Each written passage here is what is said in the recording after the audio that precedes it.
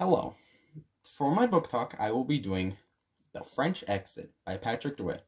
But before I talk about the book, I should introduce some information about the author.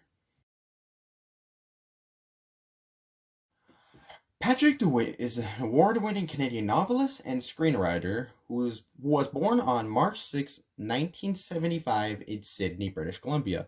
He's the author of 4 books: Abulation, The Sisters Brothers, Under Major Dom Minor, The French Exit. His most well-known novel is The Sisters Brothers, which has won 6 awards. He has also written a screenplay named Terry. The genre of The French Exit is domestic fiction. Domestic fiction is a piece of narrative literature written by, for, or about women, which was popular during the mid-1800s. There are 3 main settings in The French Exit. The first one is Upper East Side, New York, which is located to the east of Central Park. It is known as the rich part of New York, and it is where the Prices live at the beginning of the story. The next setting is a cruise ship that is bound for France. It was filled with old patrons that were close to death and wishing to have one last party. The final setting was Jonah's apartment that was located in an isolated neighborhood in Paris.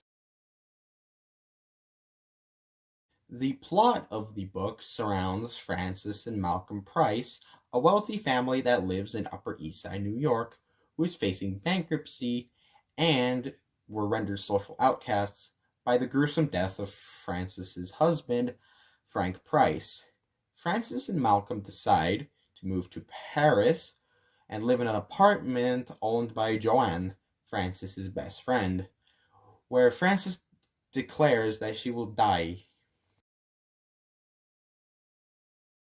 My favorite character in the story is Malcolm. I feel this way because he has the most relatable personality, as he is a shy person who does not have a lot of experience with interacting with people, other than his own mother. Also, he did not have a very good childhood, as his parents enrolled him in a boarding school. There is one passage in this book that I believe perfectly encapsulates Malcolm's relationship with his parents during his childhood. When Malcolm was 10 years old, he got word his mother and father would not be hosting him at home that summer, and that he would spend the coming months at the academy. The headmaster told him as much in his oak-paneled chambers, and it was this typically domineering man's observable discomfort in sharing the news, rather than the news itself, that encouraged in Malcolm a true dread. One major theme of the book is just because someone has died does not mean that they are gone.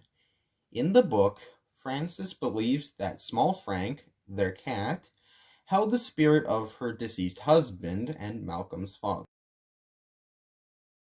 Some observations made by the book are that your place in the world can rapidly change, and once that has begun, you are unable to stop it. Another one is that even if you are rich, you shouldn't spend your money recklessly, because eventually it will run out. This book can be interpreted as a warning to all that you should always think through every decision you make so you do not regret it later in life.